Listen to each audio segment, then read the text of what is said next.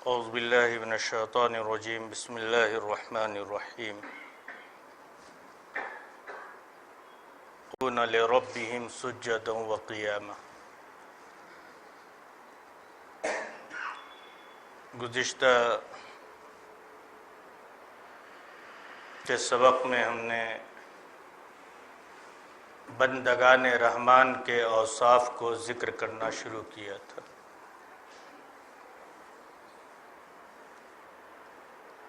رحمان کے بندوں کی دو صفت آپ کے سامنے آئی تھی۔ پہلی صفت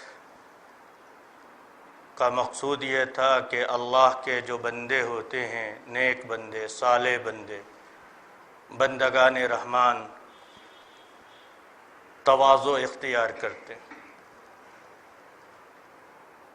دوسری صفت یہ آئی تھی کہ نادانوں سے وہ الجھتے نہیں ہیں۔ اذا خاطبہم الجاہلون قالوا سلاما۔ ان دونوں صفت کا تعلق خلق سے ہے۔ اگر چند جملوں میں ذکر کیا جائے تو اللہ کے بندوں کا مخلوق سے تعلق، دوسرے انسانوں سے تعلق تواضع، انکساری، فروتنی، عاجزی کا ہوتا ہے۔ نیز وہ حلیم ہوتے ہیں، بردبار ہوتے ہیں، غصہ پی جایا کرتے ہیں، وہ الجھتے نہیں ہیں، وہ بحث و مباحثہ میں نہیں پڑتے ہیں، بلکہ اپنی ذات سے دوسروں کو تکلیف دینا تو دور کی بات ہے، وہ دوسروں کی باتوں کو بھی برداشت کر لیا کرتے ہیں۔ یہ دو صفتوں کا ذکر آیا تھا۔ تیسری صفت پہ بھی میں نے گفتگو کی تھی۔ اللہ کے جو بندے ہوتے ہیں، بندگان رحمان، ان کی راتیں لہو و لعب میں، کھیل و تماشے میں، نائٹ کلبوں میں، شراب خانوں میں، قہوہ خانوں میں، کلچر شوز میں، ان جگہوں میں نہیں گزرتا۔ ان کی راتیں جیسے دن ان کا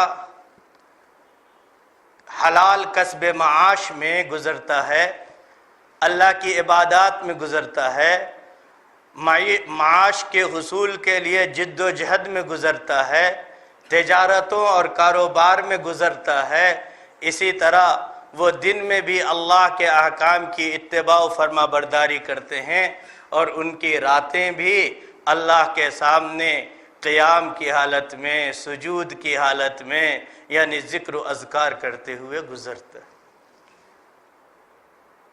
خاص طور پر قرآن کریم نے رات کا ذکر کیا، اور اس کی اپنی خصوصی وجہ ہے کہ رات کا جو وقت ہوتا ہے وہ راحت کا وقت ہے، آرام کا وقت ہے، سکون کا وقت ہے، اطمینان کا وقت ہے۔ اس وقت جب انسان اللہ رب العزت کے سامنے کھڑا ہوتا ہے تو پوری توجہ کے ساتھ کھڑا ہوتا ہے۔ اس وقت دل سے جو بات نکلتی ہے وہ بہرحال انتہائی مؤثر ہوتی ہے، پر نہیں طاقت پرواز مگر رکھتی ہے، اقبال کی زبان میں۔ اس میں ریا نہیں ہوتا ہے، دکھاوا نہیں ہوتا ہے۔ رات کی تنہائی میں گھر کے کمرے کے اندر اللہ کے سامنے کون آنسو بہاتا ہے، یہ کسے معلوم؟ اس میں جاہ طلبی نہیں ہوتی ہے، اس میں شہرت نہیں ہوتی ہے، اپنی نیک نامی اور بزرگی کا چرچا کرنا مقصود نہیں ہوتا ہے۔ بڑی فضیلت اس کی ذکر کی گئی۔ میں نے گزشتہ ہفتے ایک اشارہ کیا تھا، عطار ہو کے راضی ہو، رومی ہو کے غزالی ہو، کچھ ہاتھ نہیں آتا بے آہ سحر گاہی۔ جس کو بھی جو مرتبہ ملا، جو کمال حاصل ہوا، آج جو آپ کو دنیا میں ہزاروں انسان نظر آتے ہیں جن کو نیک نامی حاصل ہوئی، جن کو شہرت حاصل ہوئی، جن کو ابدی زندگی حاصل ہوئی، ہم بڑے عزت کے ساتھ ان کا نام لیتے ہیں. جب ان کا نام لیتے ہیں تو رحمہ اللہ کا لفظ استعمال کرتے ہیں ان کے لیے. ان لوگوں کو یہ مقام و مرتبہ یوں ہی حاصل نہیں ہوا. جب انہوں نے اپنی راتیں اللہ کے دربار میں گزاری، اس کے سامنے جبین نیاز کو خم کیا، اپنے رخساروں کو اشکوں سے گیلا کیا، تو ایسی صورت میں پھر اللہ نے ان کو وہ مقام، وہ مرتبہ، وہ فضیلت عطا کی. میری خواہش تھی کہ آج ہم اسی موضوع پر گفتگو کریں. عام طور پر اس طرح کی جو چیزیں آتی ہیں وہ عموماً درس میں آ نہیں پاتی ہیں یا کبھی خال خال. تو سوچا کہ ہمارے بہت سارے بھائی ہیں اور انشاءاللہ کچھ نہ کچھ ایک آدھ بات بھی ذہن میں اگر بیٹھ گئی، کچھ عمل کا داعیہ پیدا ہو گیا، کسی کے اندر کوئی جذبہ پیدا ہو گیا، تو یہ آپ کے لیے بھی سعادت کی بات ہے اور میرے لیے بھی سعادت کی بات ہے. الدال علی الخیر کفاعلی. حدیث میں آتا ہے کہ جس آدمی کی گفتگو سے، بات سے، رہنمائی سے کوئی نیک عمل کرنے لگے، کوئی اچھا جذبہ پیدا ہو جائے، تو بعد میں جتنے سارے لوگ کرتے ہیں اللہ تعالیٰ کہنے والوں کو بھی اس کا اجر و ثواب عطا فرماتا ہے. آپ جانتے ہیں کہ فرائض کے بعد سب سے افضل جو نماز ہے وہ صلاۃ اللیل ہے، رات کی نماز، تہجد کی نماز.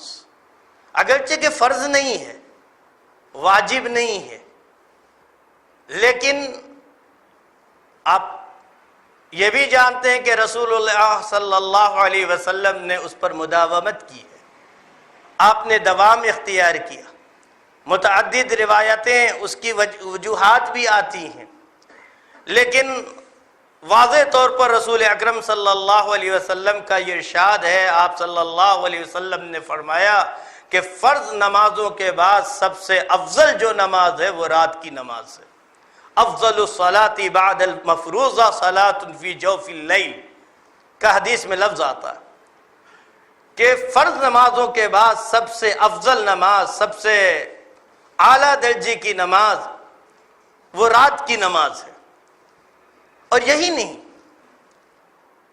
جتنے انبیاء سابقین گزرے ہیں رسول اکرم صلی اللہ علیہ وسلم کے لیے تو لازم تھا.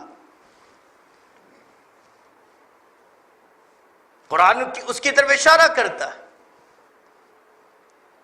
لیکن جتنے انبیاء سابقین ہیں، رسول اکرم صلی اللہ علیہ وسلم سے پہلے جتنے سارے انبیاء علیہ الصلوۃ والسلام گزرے اور ان کی امتوں کے نیک اور صالح اور اعلیٰ درجے کے لوگ،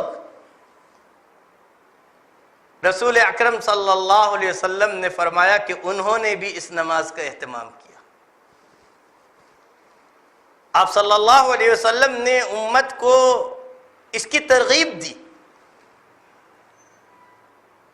اس کی طرف ابھارا، آمادہ کیا. فرمایا علیکم بقیام اللیل، رات کو نماز پڑھا کرو. علیکم بقیام اللیل واجب نہیں ہے، فرض نہیں ہے، تاکید کی، لیکن علیکم بقیام اللیل، رات کو نمازیں پڑھا کرو. فإنہ دعب الصالحین قبلکم، تم سے پہلے جو لوگ گزر چکے ہیں. کون لوگ گزرے ہیں؟ حضرات انبیاء علیہ الصلوۃ والسلام، ان کے صحابہ، انبیاء کے صحابہ، ان کی امت کے نیک اخیار صالح لوگ، ان کی یہ عادت رہی ہے، ان کا یہ شعار رہا ہے. 3 چیزیں آپ صلی اللہ علیہ وسلم نے اس پر فرمائی ہیں، 3 بشارتیں. پہلی بشارت فرمائی ہوا قربۃ لکم الی ربکم، تہجد کی نماز کا اہتمام، اس کی پابندی اللہ رب العزت سے تمہاری قربت کا ذریعہ ہے. هو قربۃ لکم الی ربکم. جو بندہ اللہ سے جتنا زیادہ قریب ہونا چاہتا ہے اس کے لیے ضروری ہے کہ اتنا ہی زیادہ وہ رات کی نماز کا اہتمام کرے۔ دوسری بات فرمائی وَمَغْفِرَةٌ لِلسَّيِّئَاتِ، گناہوں کے لیے کفارہ کا ذریعہ ہے۔ بڑے بڑے گناہ تو چھوڑیے، انسان بہت سارے مسلمان اس سے اجتناب کرتے ہیں، بچتے ہیں، پرہیز کرتے ہیں، لیکن انسان ہونے کے ناطے سے، بشری تقاضے سے بہت سارے صغائر سرزد ہو جاتے ہیں۔ جو نہیں بولنا تھا وہ بول دیا کسی کو، اس طرح کی چیزیں سیئات کے لیے کفارہ ہیں یہ۔ یعنی ایک آدمی رات کی نماز کا اہتمام کر لے تو دن بھر جو کوتاہیاں اللہ کے حضور میں اس کی جناب میں ہو گئی ہیں، جو غلطیاں ہو گئی ہیں، وہ مٹا دیا جاتا ہے۔ اور تیسری سب سے اہم چیز آپ نے فرمایا وَمَنْحَاتٌ عَنِ الْإِثْمِ، رات کی نماز انسان کو گناہ سے باز رکھتی ہے۔ یعنی اللہ آہستہ آہستہ اس کا مزاج ایسا بنا دیتے ہیں کہ ایسا انسان، ایسا شخص خود گناہوں سے نفرت کرنے لگتا ہے۔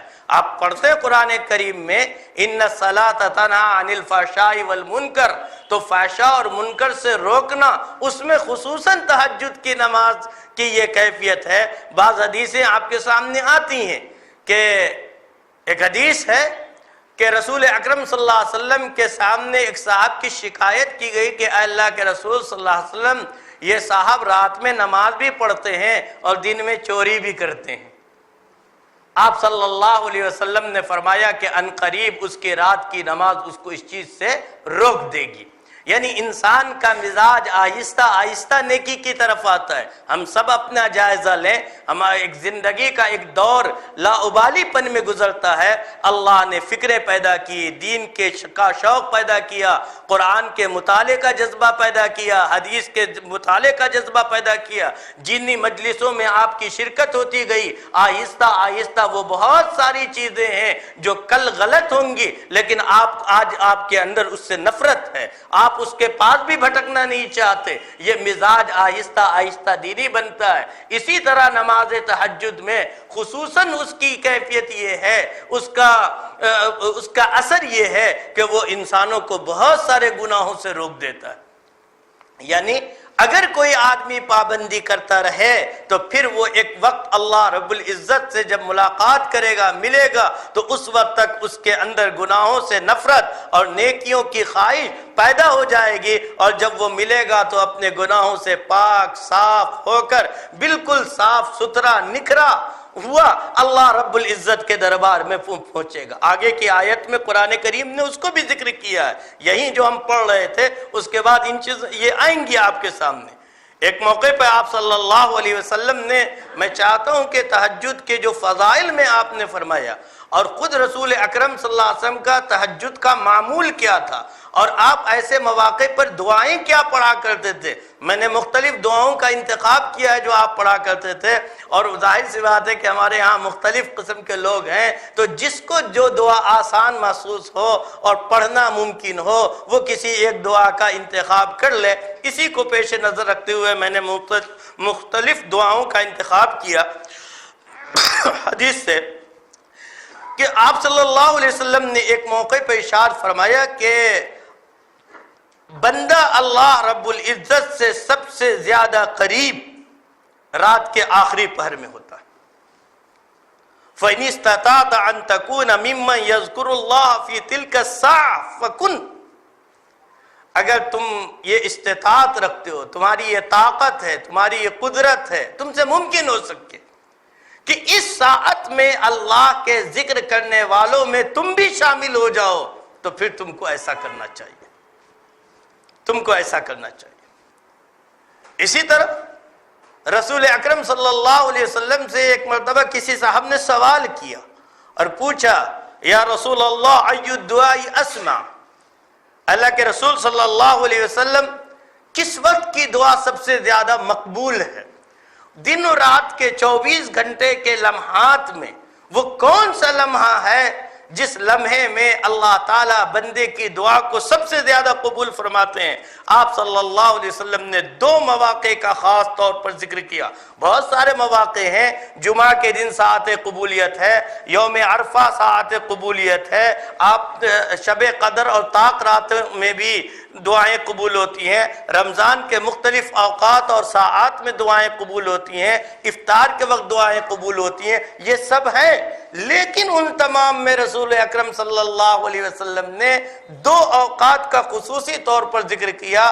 ایک فرمایا کہ رات کے آخری پہر میں، جوف اللیل الآخر، رات کا آخری پہر، یہ وہ ساعت ہے جس وقت اللہ تعالیٰ دعاؤں کو قبول فرماتے ہیں. یعنی بندہ جب اللہ تعالیٰ سے مانگتا ہے تو اس کی دعائیں رد نہیں کی جاتی ہیں. وَدُبُرَ الصَّلَاةِ الْمَكْتُوبَاتِ، اور دوسرا فرض نمازوں کے بعد، یعنی فرض نمازوں کے بعد بھی دعاؤں کا اہتمام کرنا چاہیے، مختصر ہی صحیح مگر دعا کرنی چاہیے. اس وقت کی دعاؤں کو اللہ رب العزت قبول فرماتے ہیں. ایک موقع پہ آپ صلی اللہ علیہ وسلم نے قبولیت کو خصوصی طور پر ارشاد فرمایا، اِنَّ فِي اللَّيْلِ لَسَاعَةً لا يوافقها رجل مسلم، کہ رات میں ایک وقت ہے. اب یہ وقت معلوم نہیں ہے کہ وہ کون سے ساعت ہے، لیکن رات میں ایک وقت ہے. اس وقت میں جو مسلمان بھی اللہ تعالیٰ سے کسی بھلائی کی دعا کرتا ہے، خیر مانگتا ہے، اچھائی مانگتا ہے، وہ اپنے لیے مانگے، اپنے اہل و عیال کے لیے مانگے، اپنے خاندان کے لیے مانگے، اعزاء و اقارب کے لیے مانگے، دوست احباب کے لیے مانگے، جن لوگوں نے اس سے خواہش کی ہے، درخواست کی ہے، ان کے لیے مانگے.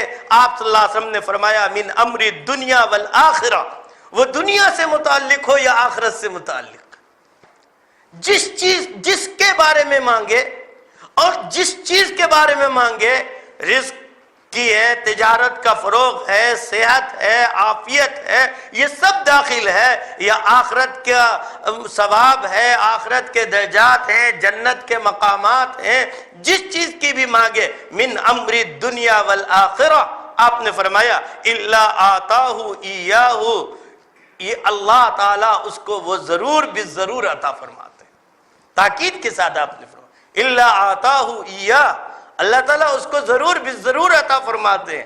پھر جانیے، سنیے، صرف شب قدر کی بات نہیں ہے، فرمایا وَذَلِكَ كُلُّ لَيْلَةٍ، اور یہ ہر رات ہوتا ہے، یہ ہر رات ہوتا ہے، سال کا ایک دن نہیں ہے، مخصوص ایام کی بات نہیں کی جا رہی ہے. یعنی آپ غور کرتے ہیں نا، ہم سب رمضان میں اور طاق راتوں میں کتنا اہتمام کرتے ہیں اور کس قدر اس کی طرف رغبت کرتے ہیں، لیکن جیسے ساعت قبولیت وہاں ہے، رحمت کا وعدہ وہاں ہے، اسی طرح کا وعدہ ہر رات کے لیے بھی ہے، اور ہر رات میں اللہ تعالیٰ یہ چیزیں عطا کرتے ہیں. تو انسان کو ان نعمتوں کو ضائع کر دینا اور غفلت میں اپنے اوقات کو گزار لینا کیسے بہتر ہوگا.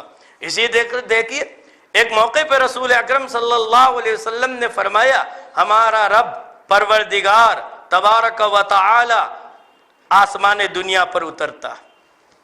اب اللہ کے لیے اترنا ہماری طرح اترنا چڑھنا نہیں ہے، اللہ تعالیٰ اپنے بندوں کی طرف متوجہ ہوتے ہیں. یہ مطلب ہے، یہ متشابہات میں سے ہے کہ اللہ تعالیٰ آسمان دنیا پہ اترتا ہے. آسمان دنیا کا مطلب ہے کہ یہ افق جو ہمیں اپنی کھلی آنکھوں سے سامنے نظر آتا ہے، اس کو افق، یعنی اللہ تعالیٰ بندے سے بہت زیادہ قریب ہو جاتے ہیں. کب؟ جب کہ ہین یبقى ثلث اللیل الآخر، جب رات کا آخری تہائی حصہ باقی رہ جاتا ہے، رات کا آخری تہائی حصہ باقی رہ جاتا ہے. اب یہ سمجھ لیجئے 3:30 4 کے بعد کا جو وقت ہوتا ہے یہ رات کا آخری پہر ہے. تو اس وقت اترتا ہے اور ندا لگاتا ہے، آواز لگاتا ہے، وہ بندوں سے کہتا ہے یقول من یدعونی فاستجیب لہ، ہے کوئی جو مجھ سے دعا کرے میں اس کی دعا قبول کروں. ایسا داتا، ایسا دینے والا کہ خود وہ پوچھتا ہے کوئی کہ جو مجھ سے دعا کرے میں اس کو دوں. من یسألنی فاعطیہ، ہے کوئی مجھ سے سوال کرنے والا کہ میں اس کے سوال کو پورا کر دوں. من یستغفرنی فاغفر لہ، ہے کوئی مغفرت طلب کرنے والا مجھ سے جس کو میں معاف کر دوں، جس کی مغفرت کر دوں؟ مسلم نے ایک اور روایت کیا کہ اللہ تعالیٰ اپنے دونوں ہاتھوں کو پھیلاتے ہیں، ثم یبسط یدیہ کا لفظ مسلم نے روایت کیا، دونوں ہاتھ پھیلاتے ہیں اور فرماتے ہیں من یقرض غیر عدوم ولا ظلوم۔ اللہ، من یقرض غیر عدوم، کون ہے جو اس ذات کو قرضہ دے جو مفلس نہیں ہے، محتاج نہیں ہے، غیر عدوم، وہ تم سے مانگتا ہے۔ مانگتا کا مطلب کیا ہے؟ وہ تم کو حکم دیتا ہے اللہ کے راہ میں، نیکی کے راہ میں، اچھائی کی راہ میں، بھلائی کی راہ میں خرچ کرو۔ اب یہاں آیت آ رہی ہے لم یسرفوا ولم یقتروا وکان بین ذلک قواما، یہ آیت آئے گی آپ کے یہاں قرآن۔ دیکھیے حدیث میں یہ چیز ہے کہ آپ صلی اللہ علیہ وسلم نے فرمایا اللہ رب العزت ندا کرتا ہے، آواز لگاتا ہے کوئی جو اس ذات کو دے، قرض دے، قرض واجب الادا ہوتا ہے، واپس پلٹ کر آتا ہے، تو قرض کے لفظ کو استعمال کر کے اللہ رب العزت نے یہ کہا کہ گویا تم جو دے رہے ہو وہ ایک تو یہ کہ وہ مفلس نہیں ہے، قلاش نہیں ہے، وہ مانگتا ہے تم سے، لیکن جب مانگتا ہے تو وہ تم کو واپس دے گا۔ اور جب واپس، جانتے ہیں اچھے لوگ جو ہوتے ہیں، وہ اعلیٰ درجے کے جو لوگ ہوتے ہیں، وہ جتنا فائدہ اٹھاتے ہیں اس سے زیادہ اس کو نفع پہنچاتے ہیں۔ سوال قرض میں اگر شرط لگا دی جائے تو وہ ربا کہلاتا ہے، لیکن قرض میں اگر شرط نہ لگائی گئی ہو اور کوئی آدمی خود اپنی طرف سے کسی کو بڑھ کر دے دے تو یہ ربا نہیں کہلائے گا۔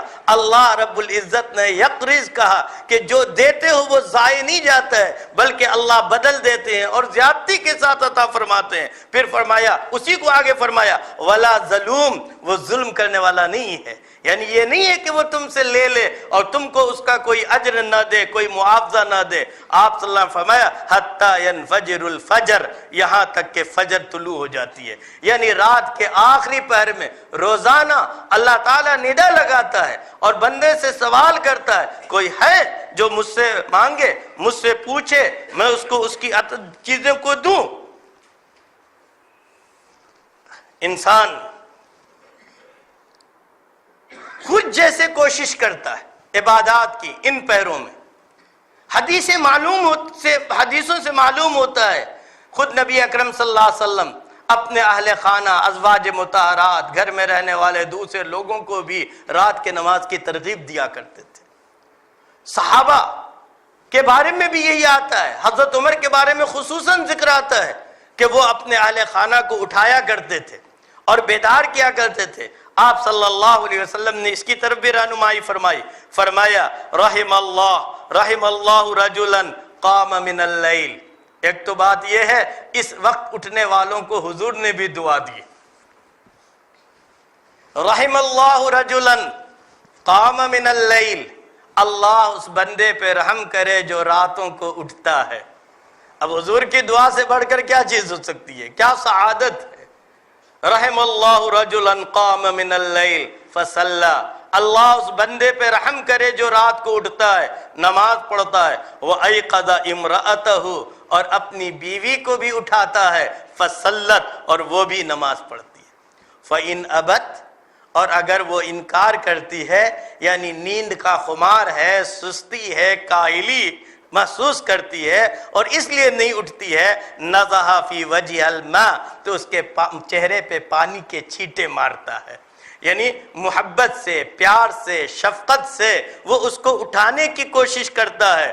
رحم اللہ امرأۃ قامت من اللیل، اللہ اس بندی پر، اس خاتون پر رحم کا معاملہ کرے جو خود رات کو اٹھتی ہے، نماز پڑھتی ہے، وَأَيْقَظَتْ زَوْجَهَا، اور اپنے شوہر کو اٹھاتی ہے، فصلی، وہ بھی نماز پڑھتا ہے، فَإِنْ أَبَى، اور اگر وہ انکار کرتا ہے یعنی سستی اور کاہلی کا شکار ہے، نَضَحَتْ فِي وَجْهِ الْمَاء، تو وہ اس کے چہرے پہ پانی کا چھینٹا مارتی ہے۔ یعنی اس طرح جیسے دنیا کے کاموں میں ایک دوسرے کے معاون ہوتے ہیں، مددگار ہوتے ہیں، یہ دونوں شریک زندگی ہیں، ہر دکھ سکھ کے ساتھی ہیں، تو جیسے دنیا میں ایک دوسرے کے دکھ سکھ کے ساتھی ہیں، بھلائی کی فکر کرتے ہیں، تمنا کرتے ہیں۔ ایک نیک بیوی، ایک اچھا شوہر کے لیے یہ لازم ہے کہ وہ اپنے شوہر ہے تو بیوی کے لیے، بیوی ہے تو شوہر کے لیے بھی آخرت کی بھی بھلائی کی فکر کرے۔ اور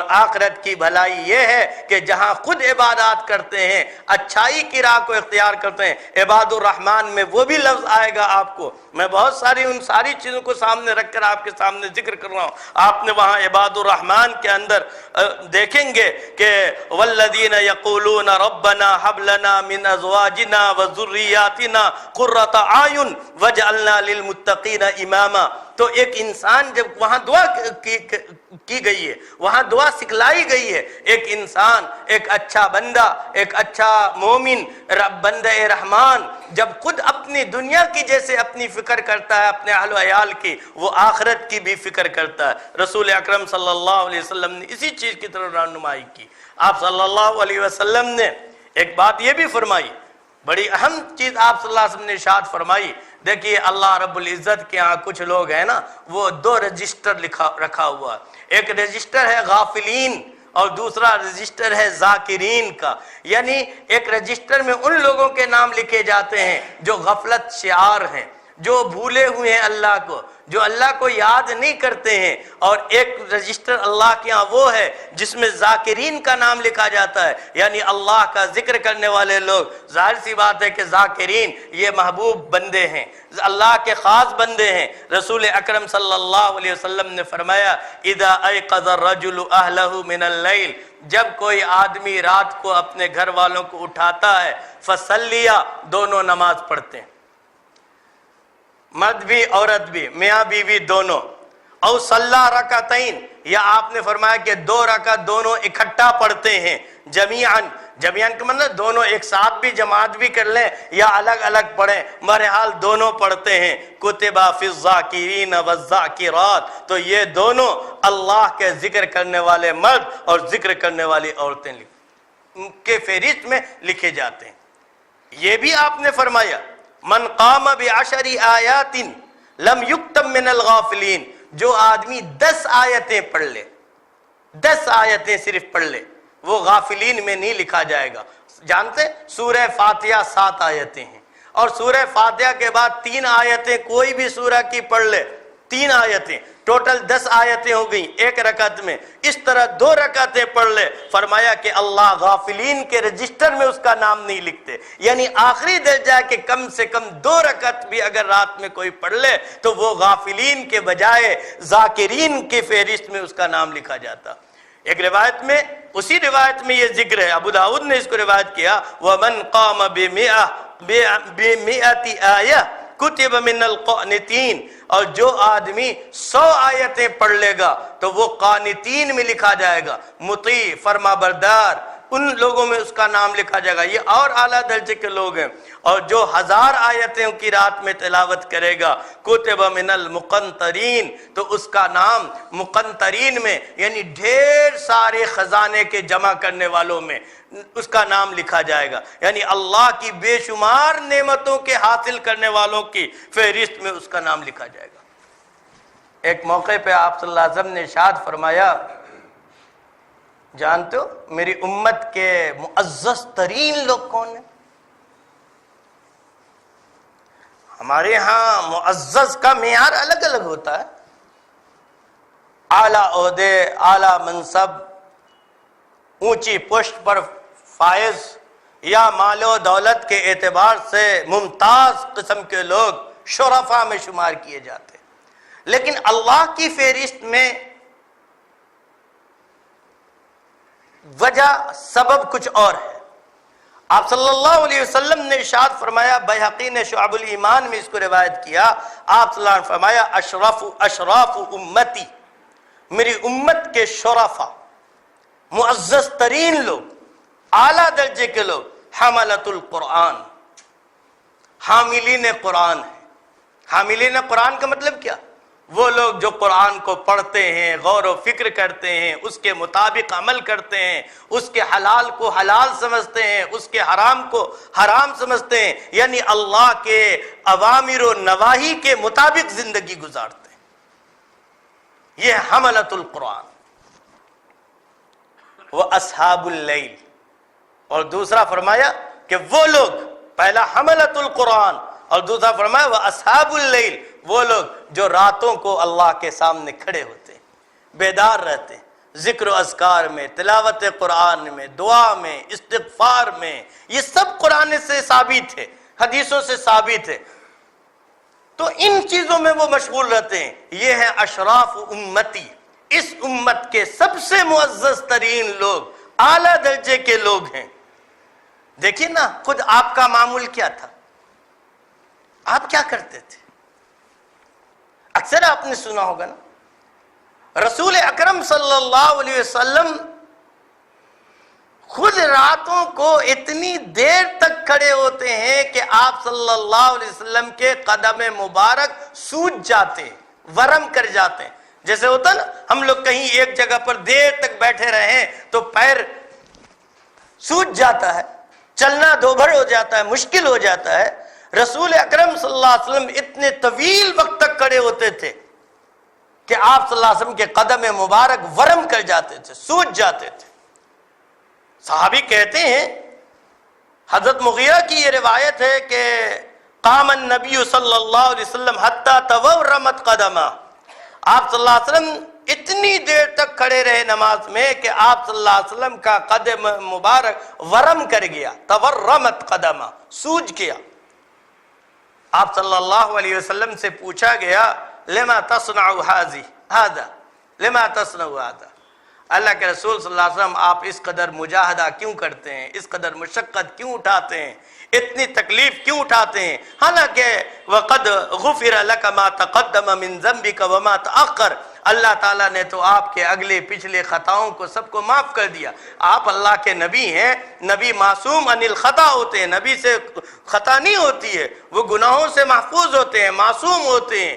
اور اگر بشری تقاضے کی بنیاد پر ولو بالفرض اگر کچھ غلطی ہو بھی جائے، کوئی چھوٹی موٹی، تو وہ بھی ہونے سے پہلے اللہ نے آپ کے معاف فرما دیے ہیں، پھر آپ کو اس قدر تکلیف اور مشقت اٹھانے کی کیا ضرورت ہے؟ آپ صلی اللہ علیہ وسلم نے جو جواب دیا، اس جواب کو اس سے پہلے کی حدیث میں یاد رکھیے، اس سے آپ ملا کر اس کو پڑھیے۔ آپ نے کیا فرمایا تھا؟ اشراف امتی حملۃ القرآن و اصحاب اللیل، میرے امت کے سب سے معزز ترین لوگ وہ ہیں جو حاملین قرآن ہیں اور اصحاب اللیل ہیں۔ تو جب دوسرے لوگ اشراف امت ہیں تو کیا رسول اکرم صلی اللہ علیہ وسلم خود اس کی کوشش نہیں کریں گے؟ آپ صلی اللہ علیہ وسلم نے فرمایا، افلا اکون عبدا شکورا، کیا میں اللہ کا شکر گزار بندہ نہ بنوں؟ افلا اکون عبدا شکورا، یعنی اللہ نے چونکہ میرے خطاؤں کو معاف فرما دیا، مجھے یہ نعمتیں عطا کی، تو کیا میں اس سے غفلت اختیار کر لوں اور ان نعمتوں کے حصول پر کیا اللہ کا شکر گزار نہ بنوں؟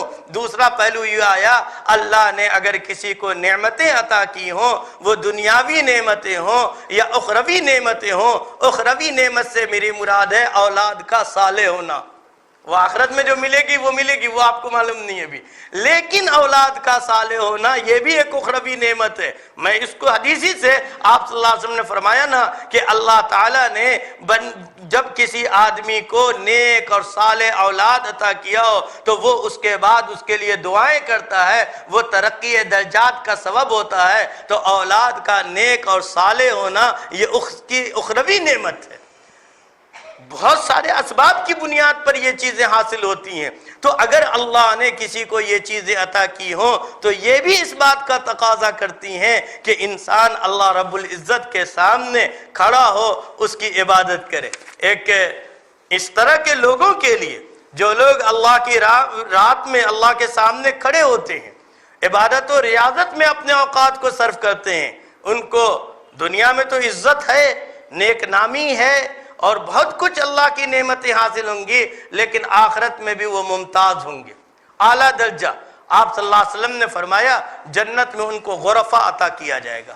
غرفہ کہتے ہیں بالا خانے کو، بالکونی کو، کہ اونچے مقام پر وہ فائز ہوں گے۔ فرمایا ان فی الجنہ غرفا یرا ظاہرها من باطنها وباطنها من ظاہرها۔ آپ نے اس کی صفت بیان کی کہ غرفہ عطا کیا جائے گا، بالا خانہ عطا کیا جائے گا۔ کیا کیفیت ہوگی؟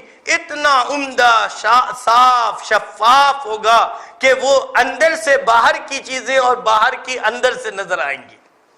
اس زمانے میں شاید گلاس ولاس نہیں رہا ہوگا تو اس لیے اتنا سمجھنا مشکل تھا، لیکن بہرحال یہ اس کی نفاست، اس کی عمدگی، اس کی اچھائی کو رسول اکرم صلی اللہ علیہ وسلم نے یوں ذکر کیا کہ اس کے اندر سے باہر کا حصہ اور باہر سے اندر کا حصہ نظر آئے گا۔ اللہ نے کس کے لیے تیار کیا؟ سنیے، غور کیجئے، اور اللہ نے ان میں سے ایک چیز پر بھی عمل کرنے کی توفیق عطا فرما دی۔ بڑے سعادت کی بات ہے، فرمایا عبد اللہ لمن الان الکلام، اللہ نے یہ غرفہ ان لوگوں کے لیے تیار کیا جو شیریں زبان ہوتے ہیں۔ الان الکلام، نرمی سے گفتگو، محبت سے گفتگو، سخت سے سخت بات کو بڑی آسانی کے ساتھ کہا جا سکتا ہے، اور کبھی آسان سی بات کو انداز ایسا اختیار کیا جاتا ہے کہ سامنے والا پھر گفتگو کرنا پسند نہیں کرتا۔ بات گرچہ بے سلیقہ ہو کلیم، بات کرنے کا سلیقہ چاہیے۔ کلیم عاجز کا شعر ہے، بات گرچہ بے سلیقہ ہو کلیم، آپ سخت سے سخت بات کو بھی مناسب انداز سے کہہ کے، ابھی آپ پڑھیں گے اذا مروا باللغو مروا کراما، سورہ رحمان میں وہ چیزیں یہی، فرقان میں یہی آئی ہے۔ نرمی کے ساتھ گفتگو، آسانی کے ساتھ گفتگو، ان لوگوں کے لیے یہ غرفے تیار کی گئے ہیں لمن الان الکلام، جو گفتگو میں نرمی اختیار کرتے ہیں، شیریں دہن ہیں وہ، وَأَطْعَمَ الطَّعَامِ، کھانا کھلاتے ہیں، یعنی حاجت مندوں کو، غریبوں کو، ضرورت مندوں کو، محتاجوں کو ان کے اوپر خرچ کرتے ہیں، ان کو کھانا کھلاتے ہیں۔ وَتَابَعَ الصِّيَامِ، اور پے در پے روزے رکھتے ہیں، پے در پے روزے رکھتے ہیں، اور اس کا آخری درجہ یہ ہے اللہ نے کہ مہینے میں 3 روزہ رکھا جائے، 14، 13، 14، 15 کو ایام 20 کے روزے کہتے ہیں کہ 3 دن روزہ رکھ لیا تو یہ اللہ کے ہاں اصول یہ ہے کہ من جاء بالحسنہ فلہ 10 امثالھا، کہ جس نے کوئی ایک نیکی کی تو اس کے لیے 10 ثواب ملے گا، تو 3 روزے رکھے تو 30 روزے کا ثواب ہو گیا۔ اس طرح کسی نے پورے زندگی روزہ رکھا، یعنی ہر مہینے 3 روزہ رکھا تو زندگی بھر روزہ رکھنے کا اس کو ثواب حاصل ہو گیا۔ تو فرمایا وَطَابَ الصِّيَامِ، اور آخری بات فرمائی وَصَلَّى بِاللَّيْلِ وَالنَّاسُ نِيَامٌ، اور اس وقت رات میں نماز پڑھے جبکہ لوگ سوتے ہوئے ہوں، لوگ سوتے ہوئے ہوں۔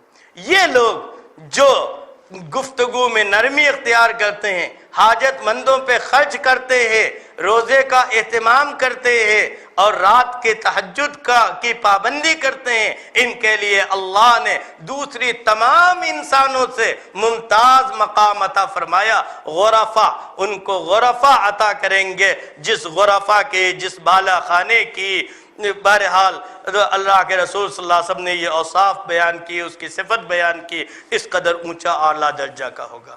اسی طرح رسول اکرم صلی اللہ علیہ وسلم نے ایک بات فرمائی ہے، تہجد کے پابندی کرنے والے بغیر حساب و کتاب کے جنت میں جائیں گے۔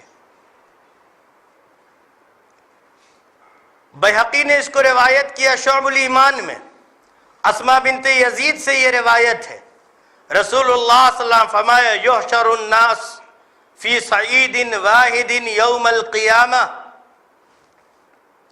قیامت کے دن پوری انسانیت کو ایک میدان میں جمع کیا جائے گا، ہموار میدان، چٹیل میدان، جس میں کوئی نشیب و فراز نہیں ہوگا۔ صعید کا مطلب یہ فی صعید واحد، ایک ہموار میدان میں۔ فَيُنَادِي مُنَادٍ فَيَقُولُ، اللہ کی طرف سے ایک ندا لگانے والا ندا لگائے گا، وہ کہے گا أَيْنَ الَّذِينَ كَانَتْ تَتَجَافَى جُنُوبُهُمْ عَنِ الْمَضَاجِعِ، کہاں ہیں وہ لوگ جن کے پہلو رات کو بستروں سے جدا رہا کرتے تھے؟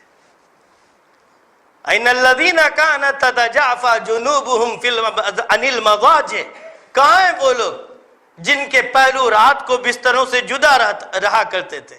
فَيَقُومُونَ، آپ نے فرمایا کہ اس طرح کے لوگ کھڑے ہوں گے، وہم قلیل، لیکن یہ تھوڑے لوگ ہوں گے، امت کے بہت تھوڑے سے لوگ ہوں گے۔ فَيَدْخُلُونَ الْجَنَّةَ بِغَيْرِ حساب، اللہ ان کو بغیر حساب و کتاب کے جنت میں داخل کر دیں گے۔ ثُمَّ يُؤْمَرُ لِسَائِرِ النَّاسِ إِلَى الْحِساب، پھر باقی لوگوں کے حساب و کتاب کا سلسلہ شروع کیا جائے گا۔ اب یہ سلسلہ تو دراز چلے گا، لیکن ان سارے پریشانیوں سے آپ دیکھتے ہیں نا ایئرپورٹ پر لوگ اپنے انتظار میں ہوتے ہیں، اپنی باری کے آنے کے سینکڑوں لوگ کھڑے ہوتے ہیں، کچھ وی آئی پی آتے ہی سیدھا ان کو اندر بھیج دیا جاتا ہے۔ ان کے لیے یہ ویٹنگ ہال میں بیٹھنا، انتظار کرنا، اس سب کی کوئی ضرورت نہیں ہے۔ گویا قائم اللیل کے لیے، تہجد کی پابندی کرنے کے لیے اللہ رب العزت کے ہاں اسی طرح کا معاملہ کیا جائے گا۔ سوال یہ ہے ان سب سے، جب رسول اکرم صلی اللہ علیہ وسلم اٹھتے تھے رات کو تو آپ کے نماز کا طریقہ کیا ہوتا تھا؟ کیسے نماز پڑھتے تھے؟ کیا دعائیں کرتے تھے؟ خواہش ہے کہ کچھ باتیں یہاں پر اس کو بھی ذکر کر دوں۔ متعدد حضرات صحابہ سے اس سلسلے کی روایت ہے۔ حضرت ابن عباس رضی اللہ عنہ، ان کی خالہ ہیں حضرت میمونہ، وہ کہتے ہیں کہ میں رات کی نماز میں رسول اللہ صلی اللہ علیہ وسلم کیسے پڑھتے تھے، معمولات کیا ہوتے تھے، اس کو دیکھنے کے لیے ایک مرتبہ میں رسول اللہ صلی اللہ علیہ وسلم کے ہاں یعنی خالہ میمونہ کے ہاں میں نے قیام کیا۔ اس دن رسول اللہ صلی اللہ علیہ وسلم کی باری حضرت میمونہ کے ہاں ہی تھی۔ وقت کم ہے اس لیے میں اختصار کے ساتھ اس کو رات کا آخری پہر تھا، ثلث اللیل۔ آپ صلی اللہ علیہ وسلم بستر سے اٹھے تو اٹھنے کے بعد آپ صلی اللہ علیہ وسلم نے سب سے پہلے آسمان کی طرف نظر کی، پھر آپ صلی اللہ علیہ وسلم نے ان فی خلق السماوات والارض واختلاف اللیل والنہار یعنی سورہ آل عمران کی آیت نمبر 190 آپ صلی اللہ علیہ وسلم نے اس کو پڑھا، وہ پوری آخری سورہ تک آپ دیکھ لیجئے گا، حتی ختم السورہ، حدیث میں ہے ختم سورہ تک پڑھا۔ پھر آپ مشکیزہ کی طرف اٹھ کر گئے، اس کا بندھن کھولا، پیالے میں پانی ڈالا، وضو کیا اور بڑا اچھا وضو کیا، یعنی پانی بہت زیادہ بھی نہ بہایا اور سردی ہو تو بہت تھوڑا سا بھی نہیں، اعتدال کے ساتھ۔ پھر آپ صلی اللہ علیہ وسلم نماز کے لیے کھڑے ہوئے۔ جب آپ کھڑے ہوئے تو اس وقت ایک دعا آپ کیا کرتے تھے، بہت سارے لوگوں کو یاد بھی ہوگی یہ دعا، میں پھر اگر آپ عربی میں پڑھ سکتے ہیں پڑھیے، ورنہ میں مفہوم بھی ذکر کرتا ہوں، کبھی ہو تو آپ اردو میں بھی ذکر کر لیجئے۔ اللہم اجعل فی قلبی نورا، اے اللہ میرے دل میں نور عطا فرما۔ یہ نور ایمان کا نور، عمل صالح کا نور، ہدایت کا نور، بھلائی کا نور، اچھائی کا نور، آپ اس وسیع معنی میں اس کو سمجھ لیجئے گا۔ اللہم اجعل فی قلبی نورا، اے اللہ میرے دل میں نور عطا فرما، وفی بصری نورا، اور میری آنکھوں میں نور عطا فرما، وفی سمعی نورا، اور میرے کان میں نور عطا فرما، وعن یمینی نورا وعن یساری نورا، دائیں نور بائیں نور عطا فرما، فوقی و فوقی نورا و تحتی نورا، اوپر نور نیچے نور عطا فرما، وامامی نورا و خلفی نورا، دائیں سامنے نور پیچھے نور عطا فرما، والفی لسانی نورا، اور میری زبان میں نور عطا فرما۔ یعنی مطلب یہ ہوا، کیا ہوا کہ یہ جو تمام اعضاء ہیں ان سارے کے سارے اعضاء کو ان کام میں لگا دیجئے جس کو آپ پسند کرتے ہیں۔ نور کا مطلب ہدایت، صحیح بات، کوئی غلط بات نہ کہوں، ہر بات چلوں پھروں پکڑوں لوں دوں دیکھوں سنوں، وہی بات ہو جو آپ کو پسند ہے، جن باتوں کو آپ پسند نہیں کرتے ہیں وہ چیز میں نہ کروں۔ ایک جگہ ایک اور روایت میں یہ آیا، وَعَصَبِي نُورًا وَعَصَبِي وَلَحْمِي وَدَمِي وَشَعْرِي وَبَشَرِي، پٹھا گوشت خون بال کھال سب میں نور عطا فرما، یعنی میری پوری زندگی کو پورے جسم کو اے اللہ اپنی ہدایت اپنی توفیق میں لگا دیجیے۔ اسی طرح خود حضور نے ایک ہدایت کی، عبادہ ابن صامت نے اس کو روایت کیا، بخاری نے اس کو روایت کیا عبادہ ابن صامت سے۔ رسول اکرم صلی اللہ علیہ وسلم فرمایا کہ جو آدمی رات کو اٹھے، دیکھیے گا اس کو، کسی وقت آنکھ کھل گئی، نیند ٹوٹ گئی، ہوتا ہے اکثر، پیاس لگ گئی کسی اور استنجا وغیرہ، تو اٹھے، تہجد کے لیے اٹھا، تو یوں کہے لا الہ الا اللہ وحدہ لا شریک لہ لہ الملک ولہ الحمد وہو علی کل شیء قدیر، سبحان اللہ والحمد للہ ولا الہ الا اللہ واللہ اکبر ولا حول ولا قوة الا باللہ۔ سب کو یاد رہتی، یہ پڑھ لے، پھر یہ کہے رب اغفر لی، اے میرے رب میری مغفرت فرما۔ پھر اتنا پڑھنے کے بعد آپ نے فرمایا ثم دعا، پھر یہ دعا پڑھ لینے کے بعد اگر وہ کوئی بھی دعا کرتا ہے استجیب لہ، اللہ اس کی دعا کو ضرور قبول فرماتے ہیں۔ تو مطلب یہ ہوا کہ اگر کسی کی رات میں نیند ٹوٹ جائے یا تہجد کے لیے اٹھے، وہ پہلی والی دعا نہیں پڑھ سکتا ہے تو یہ دعا تو سب کو یاد رہتی ہے، یہ پڑھ لے، یہ دعا کرے۔ پھر فرمایا فَإِن تَوَضَّعَ، پھر یہ سب اٹھنے کے بعد بستر سے جب بیٹھتا ہے تو بیٹھے بیٹھے یہ سب اعمال ہیں۔ پھر اس کے بعد فرمایا فَإِن تَوَضَّعَ، پھر بستر سے اٹھ کر جاتا ہے، وضو کرتا ہے، وَصَلَّى، اور نماز پڑھتا ہے، قُبِلَتْ صَلَاتُهُ، تو اس کی نماز قبول کی جاتی ہے۔ ایک موقع پر یہ فرمایا اِذَا اسْتَيْقَظَ مِنَ اللَّيْلِ، یہ بھی ایک چھوٹی سی دعا، یہ تیسری دعا، جب رات کو بیدار ہو جائے اور یہ کہے لا الہ الا انت سبحانک اللہم وبحمدک استغفرک لذنبی واسألک رحمتک اللہم زدنی علما ولا تزغ قلبی بعد اذ ہدیتنی ولا تزغ قلبی بعد اذ ہدیتنی ولا تزغ قلبی بعد اذ ہدیتنی وَحَبْ لِي مِن لَدُنْكَ رَحْمَةً إِنَّكَ أَنْتَ الْوَهَّابُ۔ آپ کے سوا کوئی معبود نہیں، آپ کی ذات پاک ہے، اے اللہ آپ ہی کے لیے حمد ہے، میں اپنے گناہوں کی آپ سے بخشش طلب کرتا ہوں، اے اللہ میں آپ سے رحمت کا خواستگار ہوں، اللہم زدنی علما، اے اللہ میرے علم میں اضافہ فرما دیجئے، وَلَا تُزِغْ قَلْبِي بَعْدَ إِذْ هَدَيْتَنِي، اے اللہ ہدایت کے عطا کر دینے کے بعد مجھے گمراہی میں نہ ڈال دیجیے گا۔ سب کو خاتمہ بالخیر کی فکر ہوتی ہے نا، کتنے سارے لوگ ہیں اللہ نے مومن گھرانے میں پیدا کیا، اپنے بعض اعمال کی بنیاد پر کفر و شرک کی طرف چلے جاتے، ان کو احساس بھی نہیں ہوتا، زبان سے کیسی باتیں نکل جاتی، شریعت کے احکام کے خلاف، اللہ کے خلاف، قرآن کے خلاف، رسول کے خلاف، کہ یہ سب کیا ہے؟ ہدایت کے بعد گمراہی، کب کیا ہو جائے تو ڈرنا، لا تزغ قلبی بعد اذ ہدیتنی، اللہ ہدایت عطا کر دینے کے بعد ایک دعا حضور کرتے تھے اکثر، اللہم انی اعوذ بک من الحور بعد الکور، اے اللہ تاج سعادت کے عطا کر دینے کے بعد اس کے کھل جانے سے میں آپ کی پناہ طلب کرتا ہوں، یعنی ایمان کے بعد کہیں کفر میں نہ چلا جاؤں، کوئی ایسی حرکت نہ سرزد ہو جائے۔ بہت ضرورت ہے ہمارے بچوں کو، ہماری بچیوں کو بھی ان چیزوں کی طرف رہنمائی کرنا، ان کو اس کا احساس دلانا، اللہ نے جو تم کو ایمان عطا کیا ہے نا، اس کی کیا قدر و قیمت ہے۔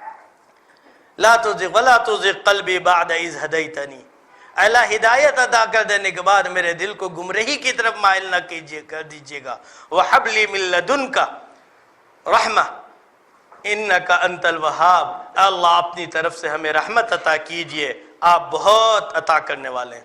ایک موقع پر رسول اکرم صلی اللہ علیہ وسلم نے ارشاد فرمایا، جو مسلمان رات کو طہارت کے ساتھ ذکر کرتا ہوا سو جاتا ہے، پھر رات میں کسی وقت نیند ٹوٹتی ہے، آنکھ کھلتی ہے، فَيَسْأَلَ اللَّهُ خَيْرًا، اور اللہ سے وہ کوئی دعا کرتا ہے، کوئی چیز مانگتا ہے، إِلَّا آتَاهُ إِيَّاهُ، تو اللہ اس کو ضرور بالضرور عطا فرماتے ہیں۔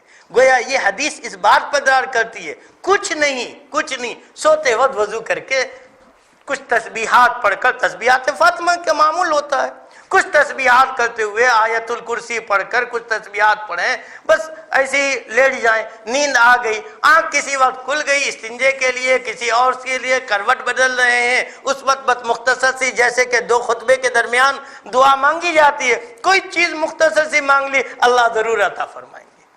کتنا آسان سا عمل ہے، چھوٹی چھوٹی سی چیزیں۔ ایک موقع پر میں اس پر ختم کر دیتا ہوں، انشاءاللہ تھوڑی سی باتیں آپ آئندہ ہفتے کروں گا میں اسی سلسلے کی۔ حضرت عائشہ رضی اللہ عنہا سے، بلکہ شریح خوزنی کی روایت ہے یہ، وہ کہتے ہیں کہ میں حضرت ام المومنین عائشہ کے پاس گیا، میں نے ان سے پوچھا کہ رسول اللہ صلی اللہ علیہ وسلم جب رات کو اٹھتے تھے تو آپ کا معمول کیا ہوا کرتا تھا؟ حدیث کے الفاظ ہیں یفتح اذا حب من اللیل، رات کو اٹھتے تھے تو کیا معمول ہوتا تھا؟ انہوں نے ام المومنین نے کہا کہ تم نے مجھ سے ایسی چیز پوچھی ہے جس کے بارے میں تم سے پہلے کسی نے نہیں پوچھا، یعنی بہت اہم بات پوچھی ہے تم نے مجھ سے۔ آپ کا معمول یہ تھا، یہ دیکھیے اگر یہ بھی تسبیح یاد ہو جائے، وہ پہلی نہیں تو دوسری نہیں تو تیسری، یہ دیکھیے فرمایا اذا کان اذا حب من اللیل، حضور جب رات کو اٹھتے تھے کبر 10 10 مرتبہ اللہ اکبر کہتے، وحمد اللہ 10 10 مرتبہ الحمدللہ پڑھتے، وقال سبحان اللہ وبحمدہ 10 اور سبحان اللہ وبحمدہ 10 مرتبہ کہتے، وسبحان اللہ وسبحان الملک القدوس اور 10 مرتبہ سبحان الملک القدوس پڑھتے، یہ 40 مرتبہ ہوا، یعنی اللہ اکبر، الحمدللہ، سبحان اللہ وبحمدہ، سبحان الملک القدوس، اس طرح یہ 40 مرتبہ۔ پھر رسول اللہ صلی اللہ علیہ وسلم 10 مرتبہ استغفار کیا کرتے، پھر اس کے بعد کہتے اللہم، 50 ہو گیا، اللہم انی اعوذ بک من ضیق الدنیا و ضیق یوم القیامہ، اے اللہ میں آپ سے دنیا کی تنگی سے اور آخرت کی تنگی سے پناہ طلب کرتا ہوں۔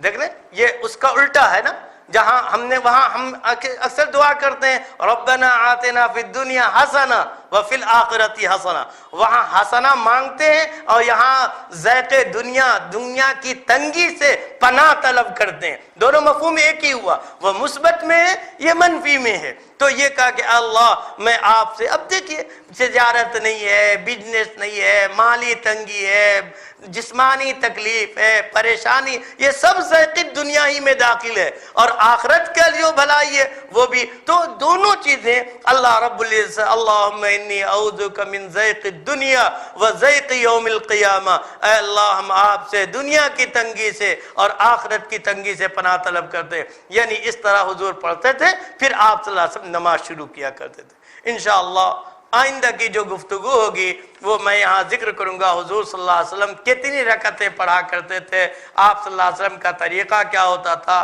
کیا کیا صورتیں پڑھا کرتے تھے۔ انشاءاللہ کچھ باتیں اس سلسلے کے ذکر کریں گے، پھر اس کے بعد سلسلہ اسی درس کا شروع ہوگا انشاءاللہ۔